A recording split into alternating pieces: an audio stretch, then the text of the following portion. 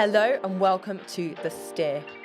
Last year, we launched an exciting and revolutionary product, Vehicle Risk Rating. David Alder, one of the brains behind Vehicle Risk Rating, is here with us. He is telling us how that launch went, what's available to you, our insurer members, and what he has to come in 2025. All this and more, so listen in closely as we steer you to the experts. Hello, David. Hello. How are you? I'm very well, thank you. Good. Second time on the podcast. It is, yes. I feel blessed. Good. So David Alder, Principal Product Manager. Yes. Last time you came on, it was just before we launched our new and exciting product, Vehicle Risk Rating. It was, yes.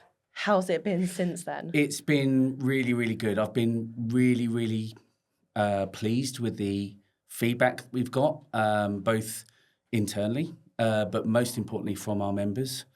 And indeed from the vehicle manufacturers as well. I think everyone that we've spoken to about vehicle risk rating has really understood it, really embraced what we've been able to produce.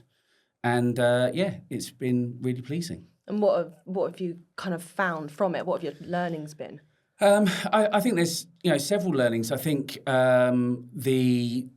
we've had nearly 500 vehicles go through now. I think there's a lot that we've learnt, both positive and negative. Let's be clear. I mean, this is a new product. There's always things to improve on it. But we're really pleased with for the most part, the bandings that we've created and how they actually reflect the risk.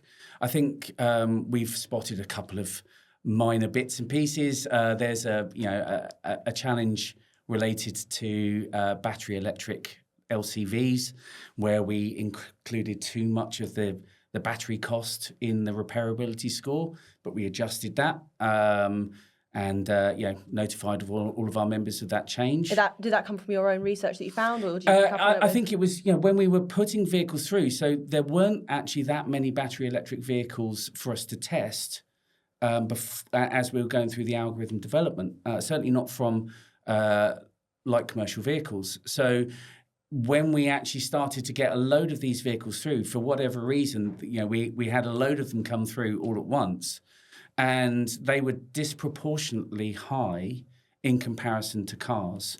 And when we actually looked at the reasons why, it was that battery electric or the battery cost itself that just pushed the repairability score.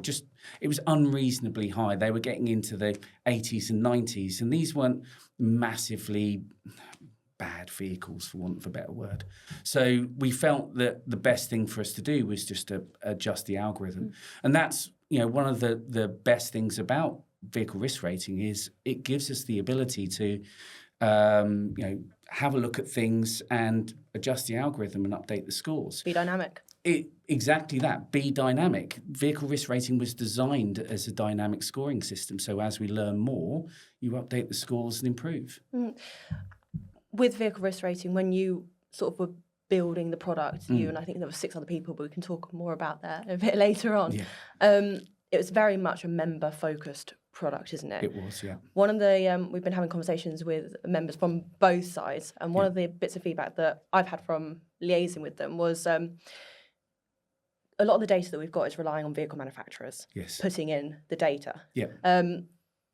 How are we ensuring that data is reliable? Because, for example, there's I think there's a data set of seats, a number of seats within a vehicle, and there's 10,000 bits missing of that particular number. Yeah. How can we trust it?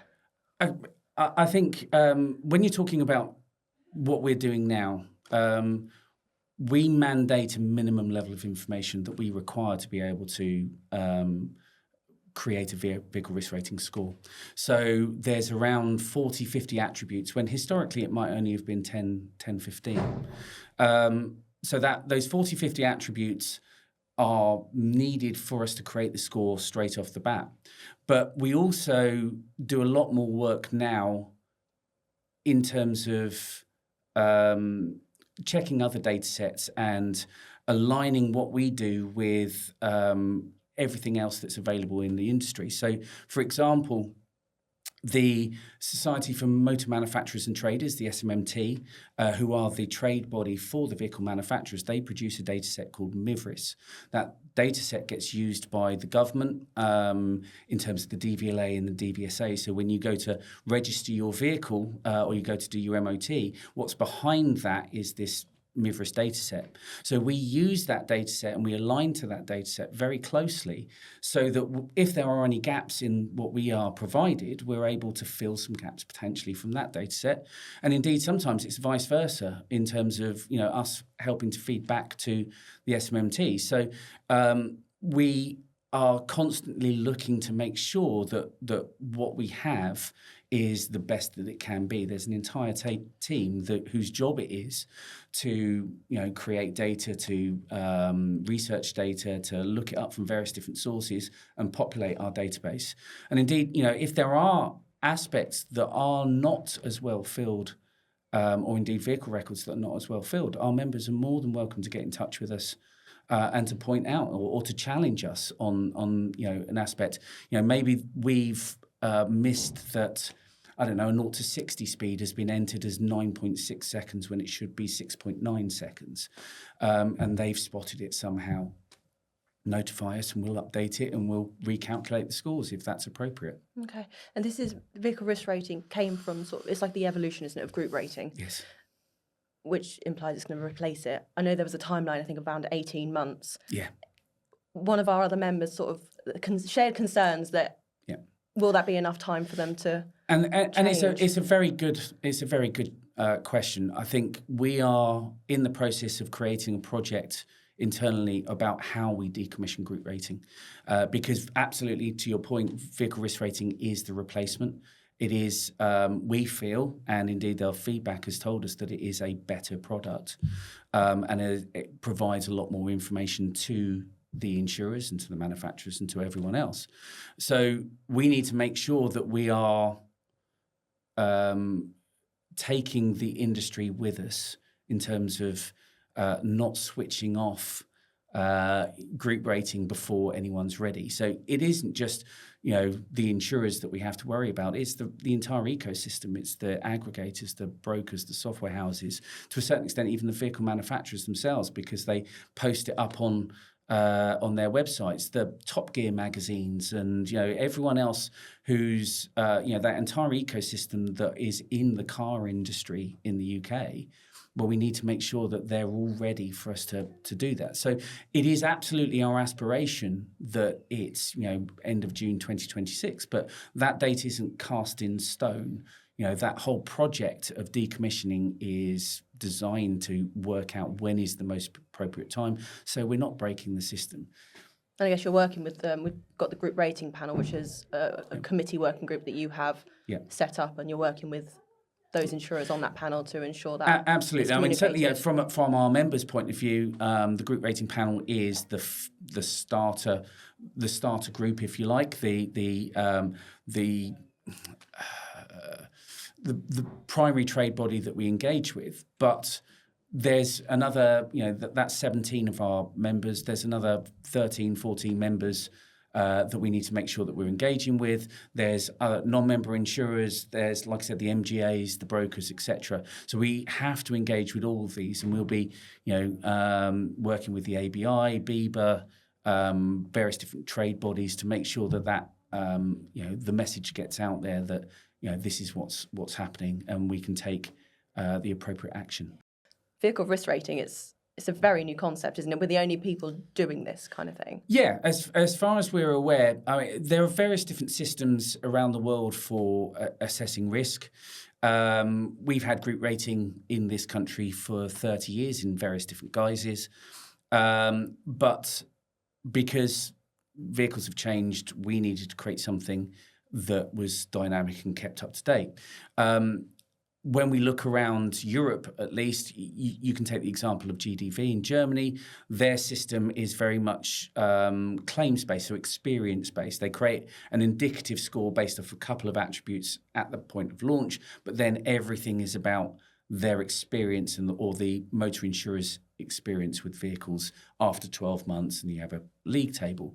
We have an ambition to create a system that gives a fully dynamic score at all times. So from the point of launch all the way through various different, as we learn more about the vehicle, as we get experience about the vehicle, as we get claims information about the vehicle, we update the scores and keep it up to date. So it is unique as far as we're aware.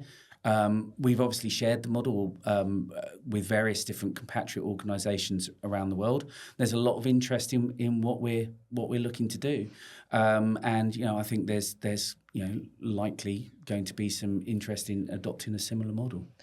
With the vehicle risk rating, we've obviously got this information, we're giving vehicles a rating. Are we trying to influence vehicle manufacturers based on what we Absolutely. know? Very, very much so.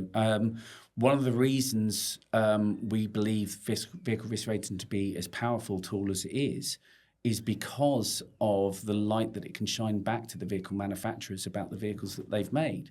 If they have produced a vehicle that is, let's use the word suboptimal, for whatever reason, we can actually highlight that and say, here's your competitor vehicles.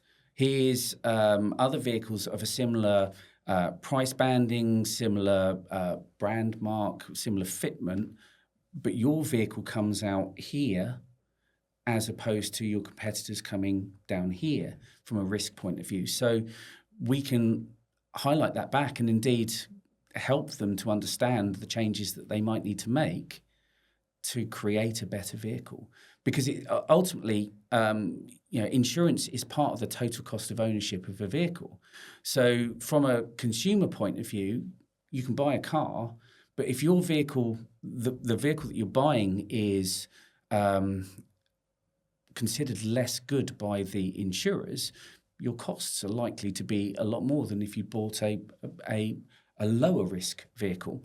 So it's in the vehicle manufacturer's interests to create a vehicle that is actually better from a total cost of ownership point of view.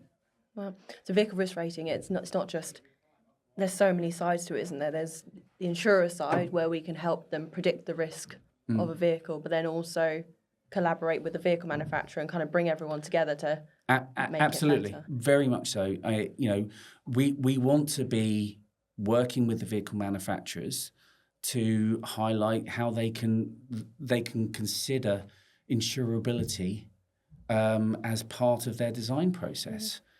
What are you most proud of? Because that's quite a cool thing to have been able to create. I think you briefly mentioned it earlier. There's been a huge amount of work that went into vehicle risk rating from a lot of people. In our member insurers, we asked them for a lot. And big thanks to all of those that contributed towards that.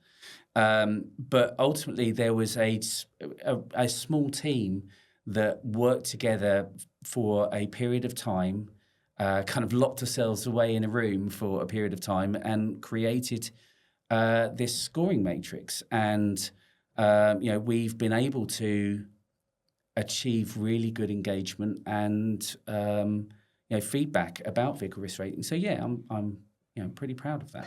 You should be. And what do you have planned then for 2025? The